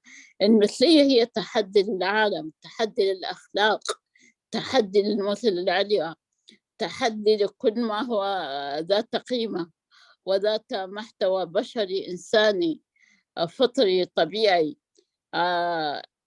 أجمل ما في جابر حمدان، طبعا مع حفظ الألقاب، إنه روح جميلة، يبحث عن الأرواح التي تشبهه، الأرواح التي تعانق الجمال، تعانق الطبيعة، تعانق الفكرة، تعانق الأفكار. أيضا جابر حمدان لا أظنه كاتبا عاديا، لأنه يبحث أيضا، هو لديه شغف في البحث إلى ما وراء الأشياء، سواء ما وراء الطبيعة، ما وراء الغيبة، ما وراء الحرف ذاته، ما وراء الكتابة ذاتها، ما وراء السرد. فتجد دائما يجد ويجتهد، يبحث هنا وهناك حتى يتصيد الأفكار والمواضيع ذات المحتوى الثقافي العميق. أستطيع أن أقول أنه جابر حمدان يعتبر روائي وقاص استثنائي أيضا في البحرين، وكما عودتنا البحرين. الآن البحرين فيها حراك ثقافي غير طبيعي، بها أيضا كتاب غير طبيعيين، سواء في الكتابة، سواء كتابة السرد أو كتابة الشعر أو الكتابة ذاتها. أنا شهادتي سوف تكاد تكون مجروحة في هذا الأديب، في هذا الروائي، في هذا القص المميز والمميز جدا. وأنا تعرفت عليه من خلال الفيسبوك، من رسالة قصيرة كانت في هناك تشابه أسماء على ما يبدو بيني وبين أخرى، لا أعرف، ربما تكون فنانة تشكيلية أو سيدة راقية في الأدب أو في الحياة عموما. ما جذب من حينها عرفت أنني أمام إنسان غير عادي، أمام روح جميلة، روح تبحث عن روح تشبهها. هذا أيضا هذا أيضا ما نقرأ في كتاباته، نجدها ذات أرواح طائلة، أرواح محدقة، أرواح تتحدث وتنطق وتتكلم، أرواح غير خرساء. نعم يا جابر، قصصك وأبطالك أرواح تتحدث بلغة الجمال، بلغة التماهي مع الذات، التماهي مع العقل، التماهي مع الفكر، التماهي مع الأفكار، التماهي مع الطبيعة، التماهي مع التماهي ذاته. وهذا ما يميزك حقيقة، هذا ما يميزك. أنت تستحق جائزة البوكر حتى، لكن للأسف البوك محسوبة على يعني فئة معينة أو على لا أعرف بمعنى أنها ليست جائزة منصفة، وإنك كنت من ضمن الذين يفوزون بهذه الجائزة. سعدنا بك حقا، ونحن سعداء بك الآن، وسوف نسعد بك طول العمر بقامتك، بكتاباتك، بسردياتك، بأفكارك، باختيارك حتى لمواضيعك الذكية جدا، لأنك أنت ذكي، والذكي عادة يبحث عن كل ما هو أبعد من الفكرة الصغيرة. الذكي دائما يبحث عن ما وراء الأفكار كأفكار، وإنما هو نفسه ينتج الأفكار. فنحن سعدنا وشرفنا بك هذا المساء، ورغم أنه لأنني اليوم كنت غائبة طوال اليوم لم أشتغل جيدا على الضيوف، فلذا كان الحضور على ما يبدو قليلا جدا، لكن نحن نعتمد على جمهور اليوتيوب، وأنت لك جمهور عريض في جميع البلاد العربية، لأنك أيضا كما قلت لك كاتب مميز، وسوف تبقى كاتب مميز، صاحب قضية، صاحب مبدأ، إنسان عنده الكتابة عملية مبدأ. أسعد الله مساك ومساء الجميع ومساء الضيوف، مساك دكتورتنا الحبيبة درية فرحات، وسعدتم جميعا مساء، وشرفتنا يا جميل يا عظيم يا جابر حمدان. مشكورة يا أستاذة فايزة، والله أنتين أعطيتينا أكثر مما أستحق. لا حقيقة أنت تستحق أكثر، حقيقة أنت تستحق أكثر، وأتمنى أن تأخذ جائزة البوكر. لكن للأسف الشديد كما قلت أن جائزة البوكر محسوبة على أسماء معينة، وحتى رواياتهم التي تفوز ليست بذات المحتوى الجيد وليس ذات المستوى القيم. أسعدتم جميعا مساء، وشرفتنا في الصالون ونورت صالون جابر، طبعا مع حفظ الألقاب. مشكور جميع الحاضرين وجميع المتابعين إلى أمسيات ملتقى الحرف العربي.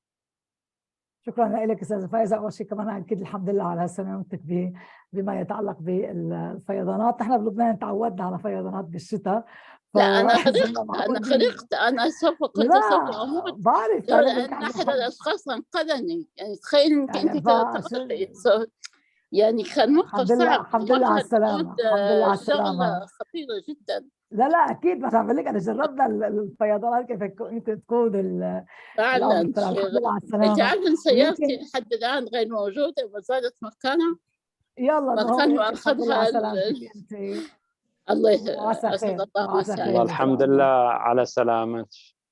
والله الموت صعب يا يمكن إذا بدك الموت في حد ذاته قضية، يعني تصادم مع الحقيقة والواقع. هذه تحتاج تكتبين عنها قصيدة. أنا هذا جاي لها تكتب قصيدة أكيد.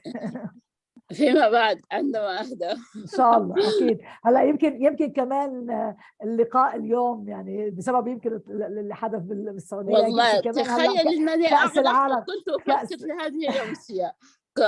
قلت يعني بالضبط، حتى أغلقت الدكتورة درية إنه أنا حدث لي هكذا، أخاف إنه لا أنتهي وتضيع الأمسية، لكن سوف نمددها الخميس القادم، فكنت حاطة كل الخيارات أمامي. لكن الحمد لله أنه عدت على خير.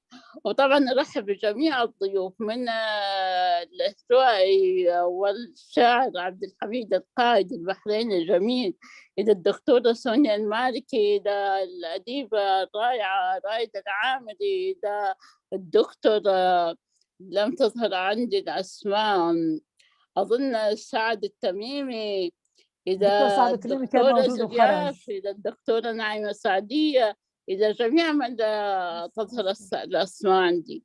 سعدتم جميعا مساء وشرفتونا. مساءك خير إن شاء الله، ونحن أكيد بانتظار المداخلات، وكمان أكيد بالختام بنحب نسمع من قصة من أستاذ جابر. إذا في أي مداخلة من بحب يرغب تفضلوا. كاميرا عندي. في أي مداخلة أحد من الحاضرين؟ يعني كما ذكرت أستاذة فايزة، احنا كنا بانتظار مداخلة الأستاذ جعفر، هي المداخلة الأساسية، ويمكن هذه كمان من الأسباب إنه هلأ بالكويت كمان معظم المشغولين بمعرض الكتاب، وكمان هلأ في كتير ناس مشغولين بكأس العالم. فإذا أي مداخلة، إذا لا نحن بانتظار كمان إنه نسمع من حضرتك أستاذ جابر، ممكن تختار على لنا ذكر قصة. كأس العالم، أمريكا أو لا أعرف إذا بدأت ترفع علم المسلمين، تحدي صحيح. العرب ومشاعر العرب ومشاعر المسلمين. هذا في حد ذاته شيء مؤلم وشيء محزن، لكن لا نعرف ماذا نقول حقيقة. نريد إن شاء الله مقال من جابر خمندان على هذا طيب نحن السلام عليكم. وعليكم السلام. دكتورة درية، حياك الله وحياك الله عزيزتي فايزة. أنا مش عم يبين عندي مين اللي عم يحكي. دكتورة نعيمة. وحياك الله دكتورة نعيمة، سعدية جميلة رائعة راقية العظيمة. حياكي وحياكي حبيبي. لما ضل مبين عندي الكاميرا مسكرة. تفضلي، المايك مسكر. تفضلي دكتورة نعيمة، تفضلي. أهلا حبيبتي، مرحبا بكم، أسعد الله مساءكم. الله يخليك. واعذريني دخلت متأخرة، فقط أريد التحية للجميع على هذه الجلسة الراقية. دخلت منذ قليل للمنزل فقط، يوم كله كان عمل مرهق. الحمد لله. أحييك دكتورة درية، ومعك أحيي الأستاذة فايزة السعيد على هذا الملتقى الحرف العربي الذي يرفرف دوما عالية بهذه اللقاءات الراقية رقي الفكر. يعني فقط استفزني شيء، يعني هي عزيزتي فايزة تقول رفع العلم المثلية وتحدي. أنا في اعتقادي يعني ليرفعوا ما يرفعوا، ونحن بالمقابل نرفع، كل يعبر عن رأيه، والبقاء للأصلح والبقاء للأقوى. فعلينا أن نكون أقوياء بالفعل. نعم، أن نبين للآخر من نحن فعلا لا قولا. يعني هذه أما حرية التعبير يرفع. لا تنتظر من عدوك أن يحبك، ولا تنتظر من عدوك أن يدافع عنك.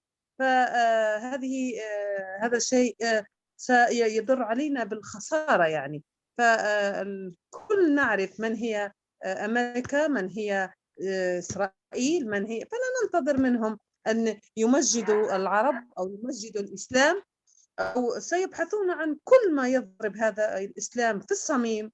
وعلينا نحن أن ندافع عن الإسلام بالصميم، بالعقل، بالقلب. ميزنا الله بالعقل فلا نعطله، حتى أن الله سبحانه وتعالى ربط لنا العقل بالقلب. أفلكم قلوب أفلا تعقلون بها. فعلينا أن نمازج بينهما في الدفاع عن حرماتنا، عن هوياتنا، عن ثقافتنا، عن ما نملك نحن ولا يملكونهم. والبقاء قلت كما قلت القليل للأصلح، وأكبر خير دليل هذا التوافد الكبير في الإسلام. أعز الله الإسلام والمسلمين أينما كانوا وحيثما وجدوا. شكرا لكم. ولكم التحية، وأسعد الله كل أوقاتكم. ولبيت دعوة الأستاذة فايزة التي ألبيها دوما بكل سرور. أهلا بك دكتورة نعيمة، وأهلا بجميع الحاضرين معنا، دكتورة زرياف أيضا مقداد، ودكتورة سامية مكي، وأيضا الأستاذ حسين علي، وكل من حضر معنا، وأيضا ضافر الجبيري يمكن حسب ما قرأت الاسم. أكيد نحن يعني بختام هذا اللقاء نحن بشوق أن نسمع منك أستاذ جابر يعني قصة تقرأها لنا، وكلمة أخيرة منك، ونحن لك من الشاكرين.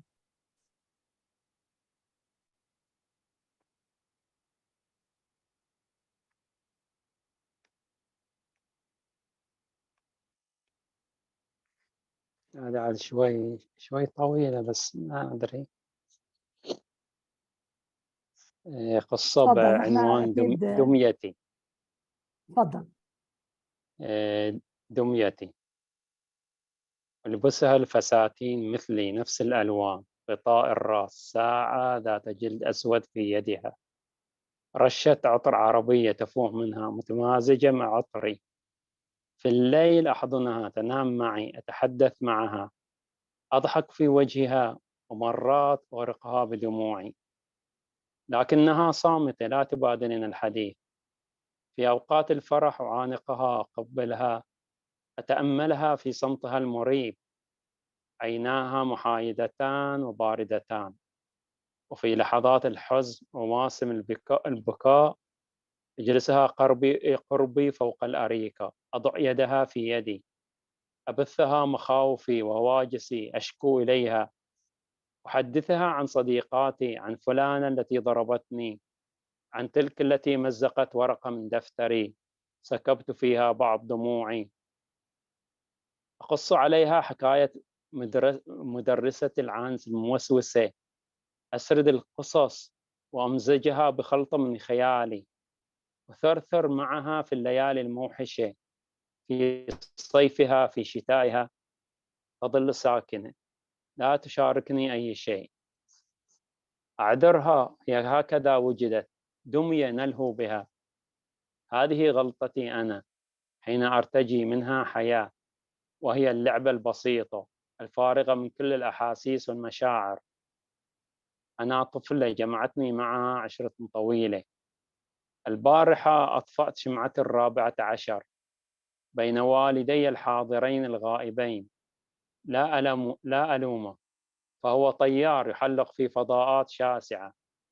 أمي تعبت من اللحاق به، تركته طائرة، اعتبرته طائرا حقيقيا يحب الأعالي، ومع السنين حبت نفسها ونسيتني. نسيني الاثنان. توثقت علاقتي بدميتي، وكانت تكبر معي عمرها من عمري. أحبها ولكن أكره صمتها. في ليلة رأس السنة تركتني أمي وحيدة، خرجت بكامل زينتها لتقابل حظها. أبي كان يشاهد الألعاب النارية في سيول، يتأبط ذراع حسناء كورية، يشاركني فرحه ونزقه، انطلاقه وتحرره. أفتح السناب فأرى أمي تدخن سيجارة وهي ترقص في الشارع مع الحشود. ألوذ بغرفتي كهفي. في تلك الليلة قلت لها لدميتي: إلى متى تظلين صامتة؟ لقد كبرنا معا وتقاسمنا الصمت. صبرت عليك وأعلم أنك مجبولة على السكوت. عيناك عمياوان، شفتاك لا ترتجفان، يداك ساكنتان، رجلاك قائمتان هكذا مثل أرجل تمثال. سكون، صمت. لم تنبس شفتاها بشيء، لم يقشعر بدنها. امتدت يدي وصفعتها على وجهها، سقطت فوق البلاط. ركلتها فاصطدمت بالجدار. فجأة سمعت أنينها، تحادرت الدموع على وجهها. شعر بدني، كيف ولجتها الحياة. خرجت من الحجرة، قلبي فرح بها لكني خائفة منها. ربما تدب فيها الحركة، قد ترد لي الصفعة، ربما تجرني من شعري. لا أحد معي الآن. توترت ساقاي وهمتا بالهروب. أمام الباب كانت هي منتصبة تضحك. هل تهربين الآن مني؟ ألم تعيريني بصمتي، بقلة حيلتي؟ ها أنا انتفض لكل سني القهر، ها أنا أضحك رغم ألم الصفعة. وقف رأس شعري، اتسعت عيناي، خرج نصف لساني، يداي مسبلتان، رجلاي خشبيتان. هذه دميتي، كسرت خزف الصمت، بعثرت السكون. ألم تكن هذه رغبتي؟ رميت نفسي عليها، أخذتها في حضني، امتدت يداها وطوقتني. شفتاها قبلتاني بلهفة، لسانها ابتلع كل كلماتي. مزقت فستانها، رمت شاربها، غدت عارية أمامي. ابتعدت عنها قليلا، أمسكتني من يدي وذهبت بي إلى الغرفة. أغلقت الباب، وقفت أمام المرآة وأنا خلفها أنظر إليها.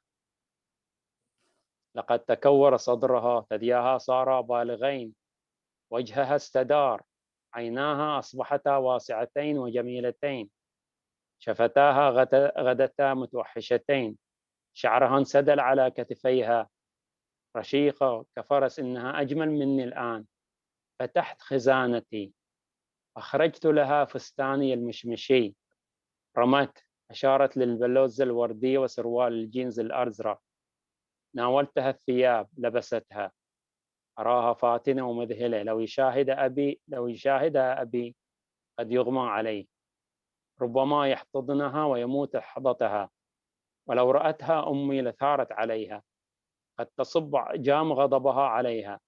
أنا سعيدة بهذه اللحظة لأنها فجرت رغباتي دفعة واحدة، أوجدتني من جديد في قالب آخر كنت أشتهيه، إنها أنا وليست دميتي. ثم اقتربت مني، همست في إذني: دعينا نحتفل الليلة ببلوغنا وشبابنا. معك حق، هذا وقت الاحتفال. مشت إلى الخزانة وأخرجت بنطال جينز فاتح اللون وبلوزة حمراء أرتنيهما، وقالت: البسي هذه لنكون توأما هذه المناسبة، مناسبتان، رأس السنة وصداقتنا الحية. ابتسمت بخبث: وهل كانت صداقتنا ميتة؟ قفزت قربها، وضعت رأسي فوق كتفها الأيمن، ساكنة وصامتة، لكنها وطيدة، صمدت كل تلك السنين. تغير وجهها، جمال آسر يشع من محياها. صارت خلفي وهي تطوقني بذراعيها. لم أكن دمية جوفاء، أحسست بك، أسمع كلامك، أنصت لشكواك. كم آلمتني كلماتك، كل دمعة تسقط من عيناك تلامس شغاف قلبي، وكنت رهينة صنعتي. واو، تسمعين وتشعرين ومع هذا بقيت صامتة كل هذا الوقت. أنت التي حطمت ذلك الصمت. كيف؟ صبرت على عجزي طويلا. الليلة صفعتك هذه أنطقتني. دعينا الآن من الماضي. ها نحن في الميدان نشاهد السماء تشكلها نار الألعاب. الساحة مكتظة، شيب وشباب، أطفال وكبار، نساء ورجال. الأصوات تتشابك في الهواء، العيون تجوس في الوجوه والأبدان، الروائح تتطاير تتعانق، الرغبات تضطرم، تنفلت الشياطين من عقالها. الأغاني الصاخبة تقفز من مذياعات هنا وهناك في المتاجر، السيارات، وتتدلى من أعمدة النور. دميتي تطير في الهواء، تحملني معها. دارت العيون فوقها، نجمة الليلة، فرحها بحجم السماء. دقت الساعة 12 ودقيقة واحدة. الظلال تعانق بعضها، شفاه تلتصق ببعضها، أجساد تقترب وتبتعد على وقع الموسيقى، نفوس تلتهم وجوها، قلوب تحتوي قلوبا، عيون تبحث عن صور، وأنا أراقص دميتي. تمتد فروعي على جذعها، تورق اخضرارا، وتمتد فروعها حولي فأزهر. أحتويها وتحتويني. عادت لي الحياة، علمتني إياها هذه الصديقة البشرية، نجمة مضيئة. لقد فتت صبرها ذرات صمتي وسكوني. وحيدة أبويها وأنا وحيدة في حجرتها. لم أرى الشمس، لم تداعبني الريح، لم أشم الهواء. حر، جامدة في شكل الأولي، تاوية في حجمي. هي التي أطلقت قدراتي، انتشلتني من العجز. ها أنا معها توأم. كلماتها تشحنني ثقة. أنا وجهها الآخر. لم أتوقعها يوما تنصت إلي، تكلمني، تشعر بي، لكنها فعلت. هل هي دميتي أم هي صورتي الأخرى؟ وجه آخر من وجوه المتعددة. معا كبرنا، صرفنا الوقت، نسينا الأهل كما نسونا، ظل جسمانا ينموان معا. ها أنا أبادلها الأفكار وتبادلني، أعشقها وتعشقني. هذه أول طلعة لنا، أول رقصة، أول فرح. فجر السنة الجديدة بدأ. وحدنا شعرنا بمعنى الفجر الأول، معنى الشروق. ففي الوقت الذي سكر فيه الناس كنا بكامل وعينا، تذوقنا نعمة الإحساس والشعور. بدا البعض ميتين ونحن أحياء في ليلة موت كبير. في الضحى ذهبنا معا لمتجر الألعاب الكبير، أسير معها، هي تقودني. دخلت وأنا وراءها، عيناها تمسحان المكان، تتفحصان كل ركن. وقفت أمام رف الدمى، عرائس بأحجام مختلفة، الدمية الشهيرة باربي. امتدت يداها للرف العلوي، أمسكت دمية جميلة تلبس الفستان الخمري، أخذت تنظر في وجهها، صفعتها صفعة ثم ألقت بها فوق الأرض. أيتها الدمى، إلى متى هذا الصمت وهذا السكون؟ تحركوا، هيا قوموا من رقدتكم، اكسروا فخار عزلتكم. فجأة بدأت يداها تلتقط الدمى وترميها، وأنا خائفة ومضطربة. تجمع العاملون احتوشوها. المدير مرعوب لهذه الفوضى، لم يدر في بالهم أنها دمية، حسبوها فتاة طائشة. تجمع الناس خارج المتجر الكبير، الجوالات تلتقط الصور. لحظات وصلت دورية الشرطة، ألقوا القبض عليها. تماهيت مع المتفرجين، تركتها وحدها. في مركز الشرطة الضابطة تستجوبها، هل أنت مجنونة؟ كيف تخاطبين الألعاب؟ لا بدك أنك مخبولة. ذهبت وراءها كشاهدة، أردت التوضيح، تبرير فعلتها. أصابتها النوبة، نوبة هستيريا لن تكررها مرة أخرى. التفتت المحققة صوبي، أنت مراهقة، كلتاكما لا تفهمان المسؤولية الجنائية على هذه الأفعال، أين ولي أمركما؟ اتصلت بشرطية أخرى جاءت، نعم سيدتي، اطلبي رقم ولي الأمر، يبدو أنهما توأمان. والدي خارج البلد، أمي خارج البيت، ربما سافرت، سنرى. لا زلت متوترة، هممت بالهروب. فجأة تيبس وجه دميتي، جف ماء الحياة فيها، تصلبت وغدت كالدمى، لا تتحرك، لا ترمش عيناها. انطفأ بريق ثورتها، لبست شكلها الأبدي لتثوي فيه. خيم الصمت، حركتها لم تتحرك، سقطت على الأرض قرب المكتب. جفلت الشرطية والضابطة وأنا قرأت في وجهها الخذلان والأسى. لقد خذلتها، نعم خذلتها في أول يوم تخطو فيه دنيا البشر. رجعت إلى البيت دون رفيقة، أحملها فوق كتفي كجثة. ألقيتها فوق السرير، فتحت النافذة. فجأة سمعت قهقها، التفت فإذا بها تضحك من أعماقها، مستلقية على ظهرها وتضع رجلا على رجل.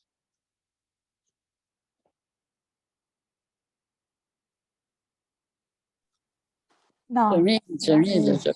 جميلة، يعني قصة فيها الكثير، يعني فيها رمزية خطيرة. وما بعرف فيها هذا التماهي، أنا بجد هذا التماهي بين البطلة والدمية. وقد تكون هي الدمية، البطل نفسها هي الدمية. يعني يكون أصلا مرر عبارة بهذا الأمر، يعني تساؤل البطلة على نفسها أنه هل عن هذه الدمية. فهذه قصة جميلة وأكيد حمالة للكثير من الرمزية. أستاذ حسن علي رفع اليد، طلب الكلام، تفضل أستاذ حسن. مساء الخير جميعا. مساء النور، أهلا. هذه المنصة الثقافية الجميلة التي تعقد جسور المحبة المعرفية بين أقطار الوطن العربي وبين مملكة البحرين. الحقيقة لا أريد أن أدخل في تفاصيل كثيرة لأن كان ذلك هو مهمة صديقي الدكتور جعفر الهدي. أسأل الله أن يكون بخير إن شاء الله. من أفضل الدراسات التي قرأتها كتابا للأستاذ نبيل سليمان بعنوان في الإبداع والنقد، الذي يقول فيه أن القصة هي رمال متحركة هي رمال متحركة. هذا تعبير يعبر بعمق عن طبيعة القص، وإن أي إجراء فيه سوف يؤذي الجمالية وفيه مخاطر كمخاطر الرمال المتحركة، ونحن نقول كمخاطر الفيضانات التي أصابت الكثير من أقطار العالم اليوم. وهنا في هذا المقام إنني لست أميل إلى التحديد الرياضي، ولن أبحث عن ميكانيكا إنتاج القص الذي بين يدي، فالجمالية في لغة القاص جابر خمدان هي نسيج من اللغة والتخيل والإشعاع الدلالي والمكونات النفسية للإنسان، فلا مقام هنا لحركة كثيرة، إلا أنني تشرفت بدراسة نقدية أعددتها بمجموعته القصصية الفريدة التي كانت بعنوان قيثارة السرد. فعلا نصوص القاص جابر خمدان تستعصي على العبث، وإنما تلاحق الإدهاش في كل نواحيه، وبفرادية سرده على صعيد المنتج الدلالي والحبكة القصصية الفريدة المفتوحة لكل الأمور ولكل الرموز ولكل القضايا الفكرية المهمة في عالم الإنسان. العجائبية محور في سرده، وعمقه في تفرده الخاص وثقته المميزة في عدم فضول الكلام عنده على مستوى السرد، لا من حيث الألفاظ ولا من حيث الأفكار. لا أريد أن أتحدث أكثر تفصيلا من ذلك، لأنني لا أريد أن أخذ مقام أستاذي الكبير الدكتور جعفر الهدي. أتمنى أن يكون بخير، واستمتعت كثيرا بهذه الفعالية المميزة. وللدكتورة درية فرحات جميل احترام وعظيم تقدير، ولأيضا للشاعرة الجميلة الأستاذة فايزة سعيد كل الاحترام والتقدير. والسلام عليكم ورحمة الله وبركاته. شكرا لك أستاذ حسن، شكرا وشكرا لهذه يا أبو المداخلة. علي، هذا من ذوقك يعني، وأعطيتني ما لا أستحق. نعم، أكيد نحن بنتمنى لأستاذ جعفر الهدي أن يكون بخير، وأكيد يمكن بين عالم الكتب والانشغال هم هيك بيكون جعله أن يعني لا يستطيع أن يتابعنا في هذه الأمسية اليوم. هذا يمكن بخلينا نقول أنه إن شاء الله يكون لنا لقاء آخر مع أستاذ جابر لاحقا، وندخل أكثر ونغوص أكثر في عوالم أدبه وإبداعه. في ختام هذا اللقاء نشكر كل من حضر معنا، كل من تابعنا.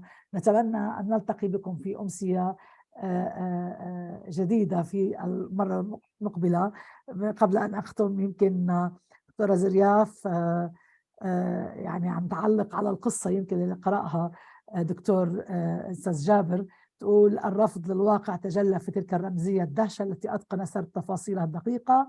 أحييك على هذه القصة البهية. شكرا لك دكتورة زرياف على هذه المداخلة. أيضا الشكر الكبير لقلم ولإبداع الأستاذ جابر. شكرا لأستاذ حسن، شكرا لأستاذة فايزة ولدكتورة سونيا سيد ضافر الجبيري اللي معنا، ومع الجميع. إلى اللقاء إن شاء الله في أمسية جديدة من أمسيات صالون ملتقى الحرف العربي. تصبحون على ألف خير. شكرا لكم، شكرا للجميع، شكرا دكتورة والأستاذة فايزة، ولجميع متابعي ملتقى الحرف. كانت أمسية جميلة جدا بوجودكم، استمتعنا بها. شكرا لك، ونحن أيضا استمتعنا جدا. إلى اللقاء. تصبحون